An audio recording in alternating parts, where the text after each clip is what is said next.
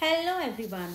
CM योगी ने जो फैसला लिया है कि कावड़ के रास्ते में जितनी भी दुकानें हैं उस पे लोगों को अपना नाम लिखना होगा, यानी जो फल वगैरह बेच रहे हैं, तो उसके ऊपर काफ़ी महाभारत हो रही है।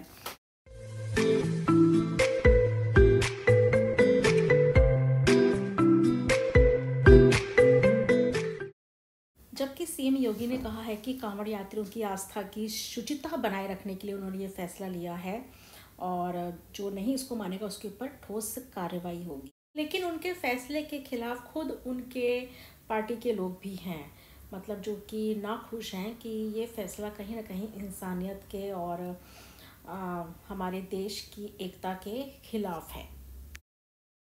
तो प्रिया के मंच पर आज हम बात करेंगे उसी फैसले की। मतलब मैं उस फैसले का कोई पोस्टमार्टम नहीं करूँगी, मैं केवल फेसबुक पर अपने मित्र की पोस्ट आपको पढ़ के सुनाऊँगी जिसमें कि उन्होंने बहुत ही अच्छी बात लिखी है। तो राज ढल की जो पहली पोस्ट है वो मैं आपको पढ़ के सुनाती हूँ।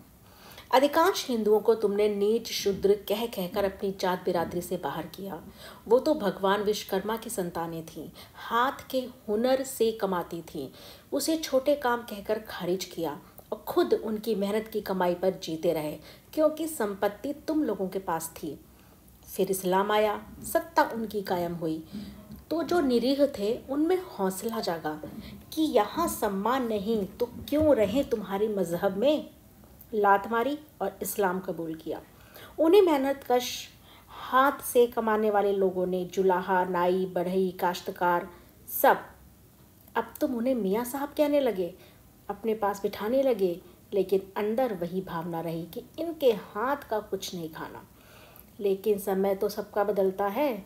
ब्रिटानिया ब्रेड के छत्र राज को चैलेंज किया एक मुसलमान लड़की ताब सिद्दीकी ने। हार्वेस्ट गोल्ड ब्रेड को मशहूर बनाकर, एक मशहूर ब्रांड बनाकर, जिसे कि मैं भी पिछले कई सालों से खा रहा हूँ और ये इंडिया की बेस्ट ब्रेड है। एक मामूली पृष्ठभूमि से होने के बावजूद ताब सिद्दीकी और आदिल हसन की कंपनी आज के समय में 1400 करोड़ से ज़्यादा का टर्नओवर जनरेट करती है और ये लोग अभी तक फलों में ही अटके हैं।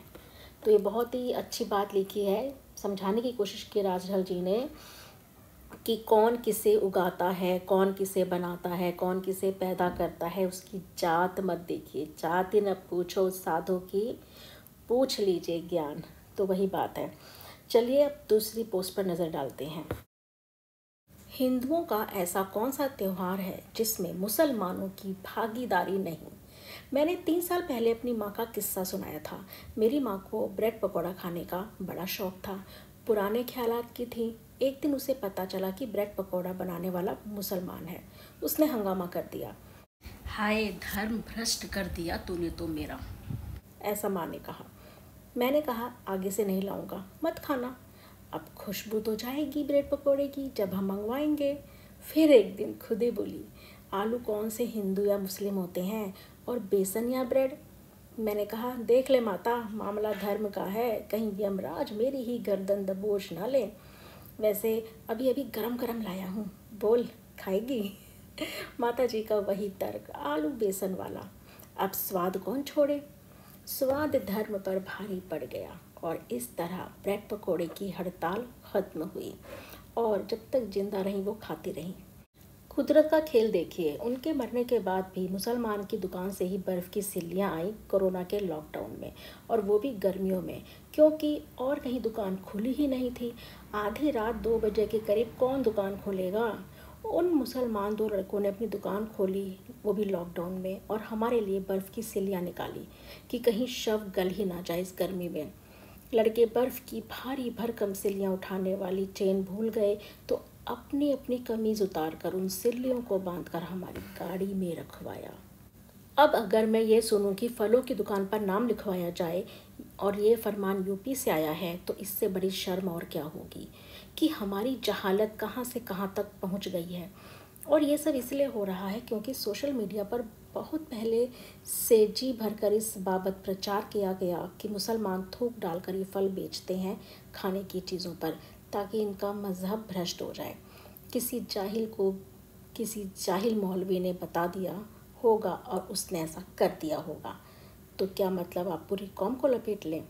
ये उसी दुष्प्रचार का नतीजा है जो हमारे सामने आ रहा है। मैं दोबारा से फिर पूछता हूँ, हिंदुओं का ऐसा कौन सा त्यौहार है जिसमें मुसलमानों की भागीदारी नहीं? करवा चौथ पर कांच की चूड़ियाँ, मेहंदी, मुसलमान दर्जी, कपड़े बेचने वाला, दिवाली पर मिट्टी के दिए बनाने वाले, पटाखे बेचने वाले, राखी के त्यौहार में राखियाँ बनाने वाले, भगवान की मूर्तियों के वस्त्र सिलने वाले, मूर्तियाँ गढ़ने वाले, सब जगह छोटे बड़े दुकानदार हिंदुओं के साथ मुसलमान भी हैं। तो कहाँ कहाँ नाम और किस किस जगह लिखवाओगे? ये खामखा की आस्था तो सब जगह है।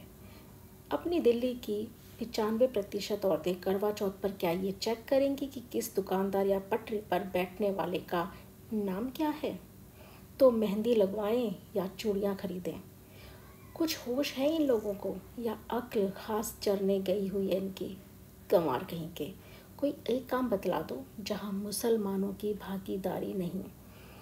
ये हम हिंदुओं की सबसे बड़ी कमज़ोरी है कि हम अभी तक इससे निजात नहीं पा सके। प्रोफेट मोहम्मद आखिर में वो लिखते हैं कि प्रोफेट मोहम्मद ने सही कहा, आपको अपनी ज़िंदगी की सबसे बड़ी बुराई आपके अपनों से ही हासिल होती है। तो राज्य के जो दोनों पोस्ट हैं मुझे काफ़ी अच्छे लगे कि इसमें एक तरह से ये आई ओपनर पोस्ट है कि मतलब कुछ सालों से क्या फिजूल की बातें चल रही हैं। देखिए, एक घर में बर्तन होते हैं तो कहते हैं ना कि वो तो आपस में टकराते ही हैं, खनकते हैं, लेकिन फिर भी घर मिलजुल कर रहता है। तो ठीक है, थोड़े बहुत हमारे विचार नहीं मिलते, अलग अलग संस्कृति के लोग हैं, अलग अलग हमारे धर्म या व्रत या त्यौहार या उपवास हैं, लेकिन कहीं ना कहीं हम हैं तो भारतवासी। तो प्लीज़ बड़े लोग जो बैठे हैं, मुझे जो देश चला रहे हैं, वो इस चीज़ का ध्यान रखें कि ऐसे नियम कानून बनाएं तो ताकि सबके लिए अच्छा हो और आपस का जो प्यार भाईचारा है वो बना रहे। तो प्रिया के मंच पर आज बस इतना ही। तो चैनल को सब्सक्राइब कीजिए, लाइक कीजिए, शेयर कीजिए और जुड़े रहिए प्रिया के मंच से। Thanks for watching, take care, bye bye.